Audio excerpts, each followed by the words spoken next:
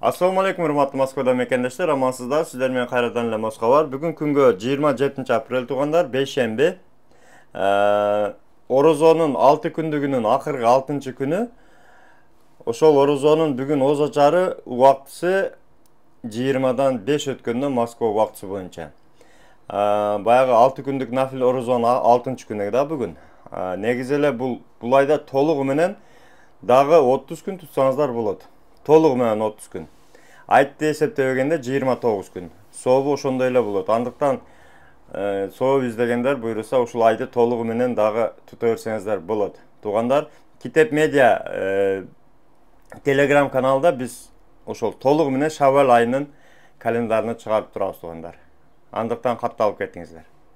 Туугандар, Москвада негизи эле акыр күндөр текшерүү катуу болуп атат десек, комментарийде эми кандай десек, ар ким өзүнүн көргөн билгенин айтат дегендей, иште жүргөн же үйдө отурган, диванда жаткандар каяктагы эле паниканы кыласын, каяктагы текшерүү бардыгы жакшы, тынч дейт. Эми мындайда туугандар, ар кимге көргөн билгенине жараша айта берет. Бизди мисалы WhatsAppка күнүгө жок дегенде 10 адам, 15 адам өзүнүн окуясын жазып жөнөтүшөт. Бизге өтө жазгандар көп, кайрылгандар андан көп. Ошондуктан биз деле ошол колдон келген элге болгон жардамыбызды көрсөтүп атабыз. Эми албетте ар бириңиз сыныңыздарды, пикириңиздерди биз баалайбыз. Ар ким өзүнүн башыда болсо, ошону айта берет, кандай ойлосо ошондой айта берет. Анан айтканга акысы бар. Демократия, мындайча айткандачы. Диванда жатып алып любой нерсе десе болот да, кыскасы. Мына бир апанын кайрылып кетиптир кече. Ошол боюнча мына текшерүүгө тиешелүү бир тема. Угуза кетейин аудиосун туугандар. Саламатсыңарбы? Ден соолугуңар, иштериңер жакшы болуп атабы? Мен чалсам албайттыңар, эми ошо себептен жумушуңар көп окшойт. Ошол себептен голос эле жөнөтөйүн деп чечтим. Менин 2 уулум, келиним Москвада да, Москва шаарында иштешет, жумуш кылышат көп жылдан бери эле. Анан кече жакында эле кышта кирди чыктыга келип кетишкен, мына декабрдабы, январдабы келип кетишкен. Экөө тең. Анан чоң баламы мурда күнү полиция кармап алыптыр немеден, метродон. Анан кийин немеге эч эле кабар жок, кыжалат болуп неме кылсак кичинекей балам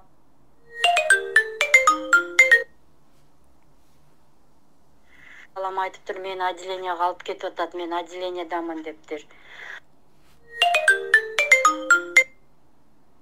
Анан ошол бойдон дагы кабар жок, ушунчалык кыжалат болуп неме кылдык эле, кечки амал ошо силердин саат боюнча, ошо московский саат боюнча 4-5-терде мен чалсам алып калды.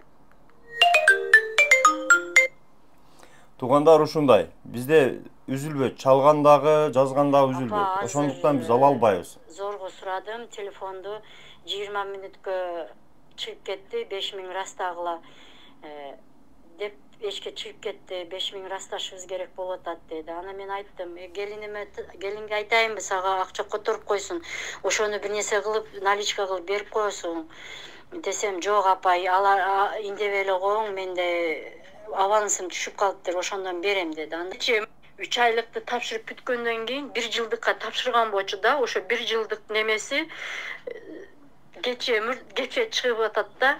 Андан 1 күн мурун баламы кармап кетип атышат. Ал чыккандан кийин дагы 3-4 күндөн кийин базага келет экен. Ушуга мага бир кеңеш берип койгулачы, суранычы. Ал Сахаралага баргандан кийин кандай болот? Алар мисалы үчүн бунун тапшырып коюп, документти колуна тие электе алып кетип атат. Ушунун жазасы кандай болот? Ошо берки балдарга окшоп 1 ай 2 ай отуруп калбайбы? Бул мурун вообще административный штраф деле алган эмес, эч нерсеси штрафтар алгендейлери жок болчу. Ошо берки балдарга окшоп 1 айлап, 2 айлап, 3 айлап жатып калбайбы?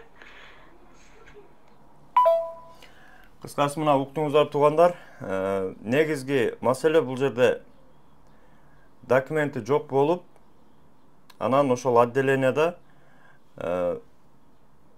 сүйлөшөбүз десе сүйлөшкөнгө мүмкүнчүлүк болбой калып, акча жок болуп калып, ошонун аркасынан кыскасы статьяга илешип, ошол документи жок деген статья менен Сахаровага алып кетти да, выдворение кылат эми по-любому.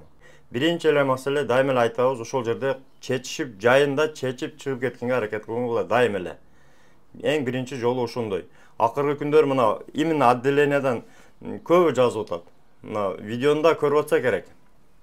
Дайым эле айтам, ошол колдон келсе сразу ошол жерде чечип, отделенияда чечип чыгып кетиш керек. Бөтөн мамлекетте мыйзамыны талашамын деп, эгерде талашканга өтсөң, мыйзамдуу түрдө любой жагдан билесиздер, причина табышат да.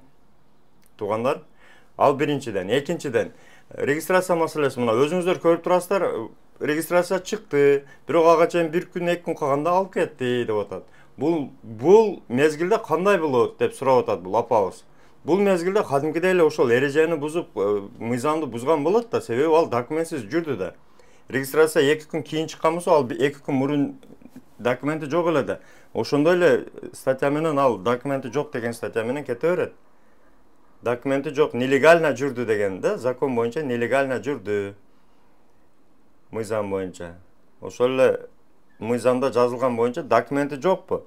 Болду, ал тапшырып койду, каякта, бирөөдө, буякта, апамда, же тууган урукта дегендерди ал уже кабыл албайт да. Мыйзам түрүндө колуңарда документ жок, болду. Ошондуктан дайым айтам, туугандар, урматтуу туугандар, мекендештер, регистрацияны дайыма жок дегенде 20 күн, андан болсо 10 күн эрте тапшырыш керек.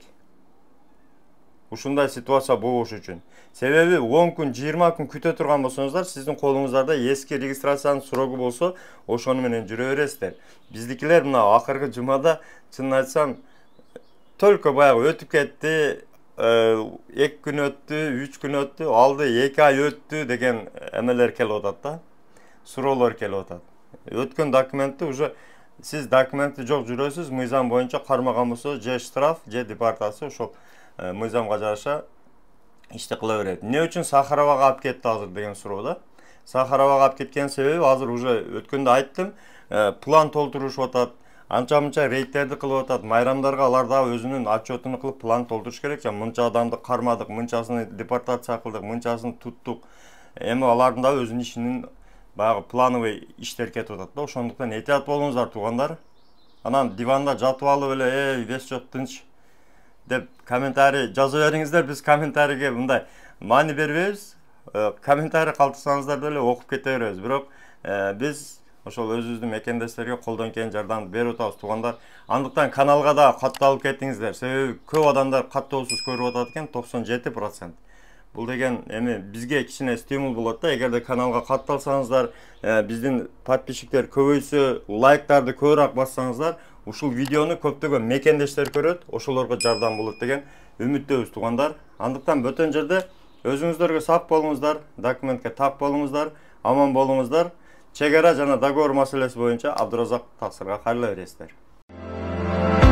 Урматтуу Москва шаарындагы мекендештер, эгерде чек арага кирди чыктыга муктаж болсоңуз, же документтин мөөнөтү бүтүп жатса, анда биздин кызматтан пайдалансаңыздар болот. Ар күнү өтө ыңгайлуу, заман талабына жооп берген жаңы автоунaalар Москвадан Казакстандын чек арасына каттоодо. Салону жумшак, бардык шарттары бар унаалар менен көп жылдык тажрыйбасы бар кыргыз жигиттери сиздерге өз убагында көңүлдүү барып келүүңүзгө толук шарт түзүп берип, паспорттарды кара тизмеден акысыз текшерип, кызмат көрсөтүп алып барып келет. Жолдо ар кандай жагдайларда жардам берет. Андыктан 24 саат бою WhatsApp'тан же телефон номер аркылуу кайрылсаңыздар болот. Байланыш номеру +7